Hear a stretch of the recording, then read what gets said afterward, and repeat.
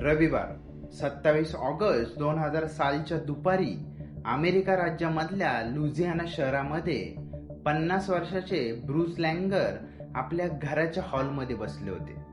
ते, त्यांची पत्नी आणि त्यांचा 2 वर्षाचा मुलगा जेम्स नुकतेच चर्चमधून घरी आले होते. आता ब्रूस थोडा आराम करायचा प्रयत्न करत होता, पण आराम करणं फार अवघड झालं होतं, कारण ब्रूस सोफ्यावरती बसून डोळे मिटून झोपायचा जेव्हा प्रयत्न करत होते, तेव्हा त्यांचा 2 वर्षाचा मुलगा जेम्स त्याच्या आवडत्या खेळण्यामधलं विमान टेबलावरती जोरात आपटत होता आणि मोठ्याने ओरडत होता, प्लेन क्रॅश, प्लेन क्रॅश. नक्कीच जेम्स लहान होता, तो आवाज करणारच, गोंधळ घालणारच. लहान मुलं अशीच वागतात. पण ब्रूस मात्र त्याच्याकडे बघून थोडा घाबरला होता, कारण गेल्या काही महिन्यापासून जेम्स फक्त विमानावरती नव्हे तर विमानाच्या अपघातावरती खूप विचित्रपणे बोलत होता. अगदी असं झालं होतं की तो दर आठवड्यात 4 ते 5 वेळा रात्री झोपेतून किंचाळत उठायचा आणि म्हणायचा की मी विमानात होतो आणि माझं विमान आगीत कोसळलं. हे जवळपास जेम्सचं प्रत्येक रात्रीचं स्वप्न झालं होतं. ब्रूस आणि त्याची बायको दोघंही गोंधळलेले होते. ते विचार करत होते, हे सगळं जेम्सला कुठून सुचतंय. तो काही बाहेर फिरणारा, टीव्ही बघणारा, पुस्तक वाचणारा किंवा बातम्या बघणारा मुलगा नव्हता. तरी पण तो वारंवार ही अशी भीषण स्वप्न का बघतोय.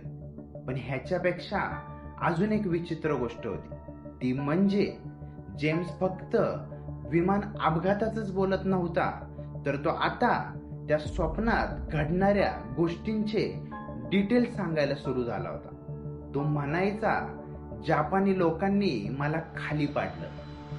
ब्रूस आणि त्याची बायको दोघंही विचार करत होते की जेम्स नक्की काय सांगण्याचा प्रयत्न करतोय. जपानी लोकांचं नाव घेणं म्हणजे त्यांना हे लक्षात येत होतं की जेम्स हे जे सांगतोय हे कुठं ना कुठं दुसऱ्या महायुद्धाशी संबंधित आहे.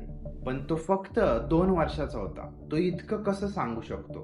त्यांना या गोष्टी विचित्र वाटायला सुरू झाल्या होत्या. जेम्सच्या वागण्यामुळं ब्रूस आणि त्याची बायको त्याला घेऊन डॉक्टरांकडे सुद्धा गेली होती. त्यांनी डॉक्टरांना विचारलं सुद्धा की आमचा मुलगा असं का करतोय, त्याच्या सोबत नक्की काय होतंय. पण डॉक्टरांचं म्हणणं होतं, काही नाही, लहान मुलं अशीच वागतात, थोडं विचित्र आहे, पण तो यातून बाहेर पडल. पण संपूर्ण उलट घडत होतं. जेम्स यातून बाहेर न पडता दिवसेंदिवस या गोष्टीत जास्तीत जास्त गुंतत चालला होता. एके दिवशी ब्रूस सोफ्यावरती बसला होता, तेव्हा जेम्स पुन्हा आपल्या विमानाने टेबलावरती आपटायला सुरू झाला होता. तेव्हा त्याने ठरवलं, आता या मागचं काहीतरी शोधायला हवं. आणि पुढच्या काही महिन्यात ब्रूसने जेम्सला विचारायला सुरुवात केली, तुला स्वप्नात काय दिसतंय ते आम्हाला नीट सांग. जेम्स म्हणायचा, जपानी सैन्याने मला पाडलं. आणि तो हे पण सांगायचा की तो कोर्स एअरप्लेन प्रकाराचं विमान चालवत होता.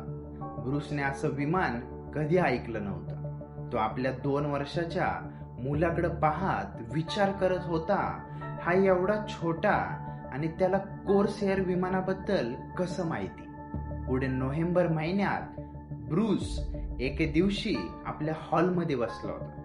त्याच्याकडे दुसऱ्या महायुद्धावरचं एक मोठं पुस्तक होतं, जे त्याने त्याच्या वडिलांसाठी विकत घेतलं होतं. त्याने जेम्सला बोलवलं आणि त्या पुस्तकातली पायलटची आणि युद्धाची चित्र दाखवायला सुरू केलं. जेम्सला ते विचारत होते, तू यातलं काही ओळखतोयस का, हेच ते विमान आहे का जे तू स्वप्नात चालवत होतास. जेम्सने काही पानं पलटली, पण काहीच क्लिक झालं नव्हतं. ब्रूसलाही वाटलं, मी माझ्या 2 वर्षाच्या मुलाच्या डोक्यात उगाच काहीतरी टाकायचा प्रयत्न करतोय. पण शेवटी जेम्स अचानक एका पानावरती थांबला. त्याने बोट दाखवलं आणि म्हणाला, इथंच मला पाडलं होतं. तो बॅटल ऑफ इवोजिमा या ठिकाणी बोर्ड दाखवत होता. ब्रूसला काही समजत नव्हतं, पण तरी तो विचार करू लागला, कदाचित माझा मुलगा स्वप्नात दुसऱ्या महायुद्धातल्या त्या लढाईबद्दलचं काहीतरी बघतोय. त्याने या गोष्टीवरती अभ्यास करायला सुरू केलं. तेव्हा त्याला समजलं की इवोजिमा लढाई दरम्यान कोर्स एअरप्लेन प्रकाराचं कोणतंच विमान वापरलं गेलं नव्हतं. म्हणजेच जेम्सचं स्वप्न आणि वास्तव जुळत नव्हतं. त्यामुळे ब्रूसला वाटलं, ठीक आहे, कदाचित आपल्या मुलाने कुणाकडून काहीतरी गोष्ट ऐकली असणार किंवा टीव्हीवरती ही घटना पाहिली असणार. त्यामुळे तो कुठं ना कुठं या गोष्टी बोलत आहे, ज्याचा वास्तवाशी नक्कीच काही संबंध नसणार आहे. पण तरी ब्रूसने पुढे आपला शोध चालूच ठेवला होता. त्याने इवोजिमा लढाईत लढलेल्या जुन्या सैनिकांच्या सॅन डिएगो शहरामध्ये असणाऱ्या ग्रुपशी संपर्क साधला. तो तिथं गेला आणि त्यांना सांगितलं की तो इवोजिमा लढाईवरती डॉक्युमेंटरी बनवतोय. त्यामुळे त्याला काही प्रश्नांची उत्तरं पाहिजे. पुढे काही प्रश्न विचारल्यानंतर त्याने विचारलं, या लढाईत जेम्स नावाचा कुठला पायलट मारला गेला होता का? तेव्हा त्या ग्रुपमधल्या एका इतिहासकाराने सांगितलं की या लढाईमध्ये अमेरिकेची रेकॉर्डनुसार कुठलीच विमानं पाडली गेली नव्हती, पण एक विमान मात्र क्रॅश झालं होतं आणि ज्यामध्ये एक अमेरिकन पायलट मारला गेला होता. त्याचं नाव होतं James Houston junior. Bruce shock झाला होता. त्याच्या मुलाचं नाव जेम्स आणि लढाईत मारल्या गेलेल्या त्या पायलटचंही नाव जेम्स. हे फक्त योगायोग असू शकत नाही असं त्याला वाटलं. तरीही तो स्वतःला म्हणाला, ठीक आहे, हा James Houston junior course airplane मध्ये नव्हता, त्यामुळे या गोष्टी जुळून येत आहेत. हे फक्त योगायोग आहेत असं आपण गृहीत धरूया. ब्रूसने आपल्या बायकोला फोन करून हे सगळं सांगितलं. दोघांनी ठरवलं, आपण हा योगायोग समजूया, पण ह्याच्यावरती आपला शोध पुढे चालू ठेवूया. पुढे त्यांना समजलं की जेम्स ह्युस्टन ज्युनियरची एक बहीण अजून जिवंत आहे. त्यांनी तिच्याशी संपर्क साधला. त्या महिलेने काहीच विचार न करता आपल्या भावाचे जुन्या काळातले फोटो ब्रूसला पाठवले आणि ब्रूसने जेव्हा ते फोटो पाहिले तेव्हा त्याचा स्वतःच्या डोळ्यांवरती विश्वास बसला नाही. त्या फोटोमध्ये जेम्स ह्युस्टन ज्युनियर एका विमानासमोर उभा होता आणि ते विमान होतं कोर्स एअरप्लेन. ब्रूससाठी आता या गोष्टी योगायोग राहिल्या नव्हत्या. त्याच्या मुलाने सांगितलेली प्रत्येक गोष्ट जुळत चाललेली होती. ब्रूसच्या डोक्यामध्ये आता सगळ्या गोष्टी जुळून यायला लागल्या होत्या. अजून एक गोष्ट बोलायची झाली तर ब्रूसच्या लक्षात आलं होतं की त्याचा मुलगा जेम्स अनेकदा म्हणायचा की मी जेम्स थर्ड आहे. तर ब्रूस विचार करत होता, जेम्स ह्युस्टन ज्युनियर म्हणजे जेम्स सेकंड आणि माझा मुलगा म्हणतोय की मी जेम्स थर्ड. त्याला लक्षात आलं होतं की माझा मुलगा जेम्स त्या पायलटचा पुनर्जन्म आहे. शेवटी ब्रूसने त्याची ही कहाणी जगासमोर मांडली.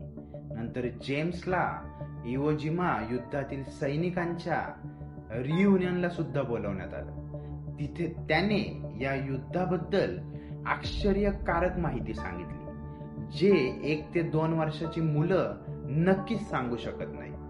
नंतर जेम्स त्या पायलटच्या बहिणीला भेटला आणि तो जेव्हा तिला भेटला तिला त्याने त्या नावाने हाक मारली ज्या नावाने तिला फक्त तिचा मृत भाऊ जेम्स ज्युनियर हाक मारायचा.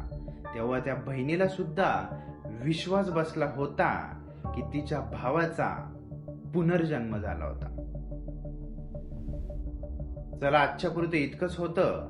भारतीय संस्कृतीमध्ये पुनर्जन्म ही संकल्पना भरपूर वेळा मांडलेली दिसते. श्रीमद भगवद्गीतेमध्ये श्री कृष्णाने सांगितलं आहे, पुनरपि मरणम पुनरपि जननम. मनुष्य जुने शरीर टाकून नवे शरीर धारण करतो. हिंदू धर्म पुनर्जन्मावरती विश्वास ठेवतो.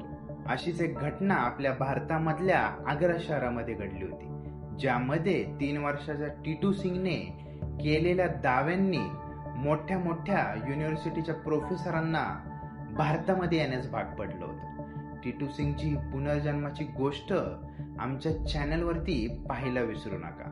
आमच्या चॅनलला सबस्क्राईब आणि तुमच्या मित्रांसोबत शेअर करायला विसरू नका. लवकरच भेटू एका नवीन सत्य घटनेसोबत. तुम्हाला पुन्हा बघण्याची इच्छा व्यक्त करतो आणि नक्कीच पुन्हा भेटू. धन्यवाद.